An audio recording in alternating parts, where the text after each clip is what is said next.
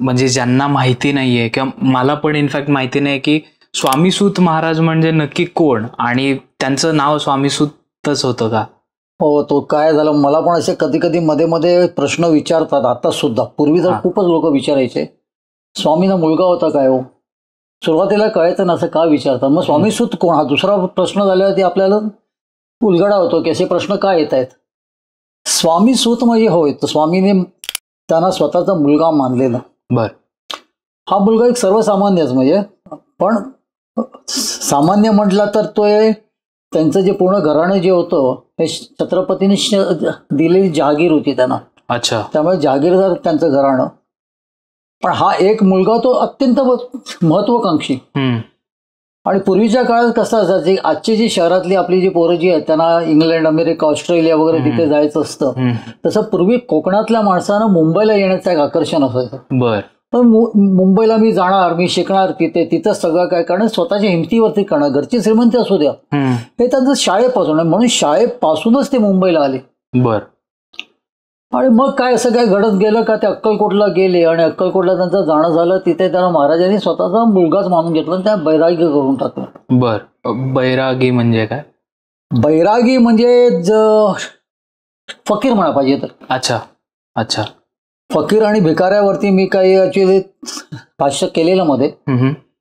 फकीर उद्याची चिंता नसते. अच्छा. त्याचं सर्वस्व तो परमात्मा सांभाळत असतो. त्याच्यावर त्याला पूर्ण श्रद्धा असते. सामान्य माणसांना आणि भिकाऱ्याला उद्याची असते. म्हणजे खूपशा लोकांचा एक गैरसमज आहे, फकीर काय करतो तो भीक मागतो.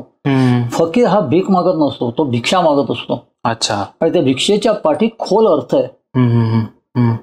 प्रत्येक भिक्षुक जो येतो आपल्याकडे त्याच्याकडे काही नसतं म्हणून तो भिक्षा मागत नसतो. ओके. आपण जे आपला जो हिंदू धर्म आहे त्या हिंदू धर्मामध्ये भिक्षेला खूप महत्व आहे. प्रत्यक्ष दत्तप्रभू जे काय भिक्षा मागत होते त्यांच्याकडे काय कमी होती वगैरे अशातला भाग नाहीये, ते सिद्धच होते. पण भिक्षा मागण्याने तुम्ही तुमचं जे पूर्णतः रूट लेवल जे असतं ते कायम राहतं. बर बर. त्यामुळे भिक्षा असते. तर तसं बघायला गेलं तर बैरागी तसं म्हणायला गेलं तर त्याच पद्धतीवर. पण स्वामीसूत महाराज होते त्यांना स्वामी महाराजांनी बैरागी केलं म्हणजे त्यांच्याकडे भरपूर काय होतं, त्या व्यतिरिक्त त्यांची आकांक्षा होत्या. अक्कलकोटला खरं म्हणजे त्यांचं येणं एवढ्यासाठीच होतं की जो काय आता हाल अपेष्टा वगैरे आपण झाल्या, आपल्याला काहीतरी धंदा केला त्याच्यात खोट खाल्ली, काहीतरी निमित्ताने आपण भगवंताकडे आलेलो आहोत. कारण महाराजांकडे बघितल्या कोणालाही ते एक गोष्ट महाराजांचं दर्शन घेताच पहिल्या क्षणामध्ये एक गोष्ट पटायची, ते प्रत्यक्ष परब्रह्माची आपली गाठ पडलेली आहे. बर. तिथे आल्यावरती त्यांना कुठे जरासं बरं वाटलं. आणि त्यांनी एकच आपल्याच मत, जसं आपण सामान्य आपण जेव्हा देवळात जातो आणि फक्त आपल्याकडे संबंध यादी असते आपल्याला काय आज मागायचे, तशी त्यांनी त्यांची बहुतेक छोटीशी यादी केली असावी. आणि ते मागणार त्याच्या अगोदरच म्हणजे त्यांना काय मागायचं होतं की हा पुढे आता मी जो काय धंदा करीन त्याच्यामध्ये एवढा लॉस नको बाबा.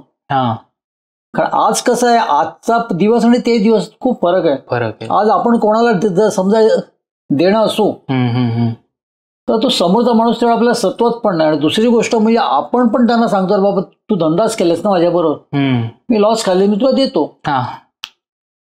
पूर्वीच्या काळी कसं असायचं की तुम्ही कर्जबाजारी होणं म्हणजेच तुम्ही ब्लॅकलिस्टेड व्हायचे. अच्छा. मग तुमच्या नोकरीवरती गदा येणार, सगळंच काय होणार, एखादा मोठा फ्रॉड केल्यासारखी परिस्थिती त्याला नुसतं कर्जबाजारी होण्याची असायची. तर हे सगळे हाल अपेष्टा आणि हे सगळ्या चिंता विवंचना त्यांनी भोगल्या होत्या हरिभाऊंनी. त्याच्या पूर्वाश्रमीचं नाव हरिबा. बर. त्यांच्या वडिलांचं नाव भाऊ. अच्छा. म्हणजे त्यांना भाऊ म्हटलं जायचं. त्याच्यामध्ये हरिभाऊ, खरं ते हरिभाऊ नाही, हरिबा. बा म्हणजे आपल्यापेक्षा मोठे कोण असायचे त्यांना ते पूर्वी बा म्हणायचे. तर हरिबाने हे सगळं आधीपासून हे सगळे दिवस असे काढलेले, म्हणजे अक्षरशः तोंड सुद्धा लपवायचे आहेत, तशी ती नोंद आहे. बर. सदोदित एक मनामध्ये भीती बाळगून वगैरे. आणि मग ते सगळं त्याच्यातून ते बाहेर आले आणि अक्कलकोटला त्यांचं जाण्याचं निमित्त झालं. प्रत्यक्ष परब्रह्माला त्यांनी याची डोळा बघत त्यांनी समोर बघितलं, त्याला त्यांना असं वाटलं की आता आपण यांच्याकडे एक काहीतरी आपण असं मागूया, वरदान मागूया किंवा एक आशीर्वाद मागूया की ह्या पुढे असे दिवस नको. बर. आपण जिथे हात घालू, जिथे आपण धंदा करू त्याच्यात आपल्याला यश मिळू दे. आणि माझ्या काही महत्वाच्या आकांक्षा वगैरे आहेत, या सगळ्या पूर्ण होते स्वामी महाराजांच्या आशीर्वादाने. पण घडलं उलटच. अच्छा. महाराजांनी त्यांना बैरागी करून टाकलं, सांगितलं तू माझा सूत झालास आजपासून.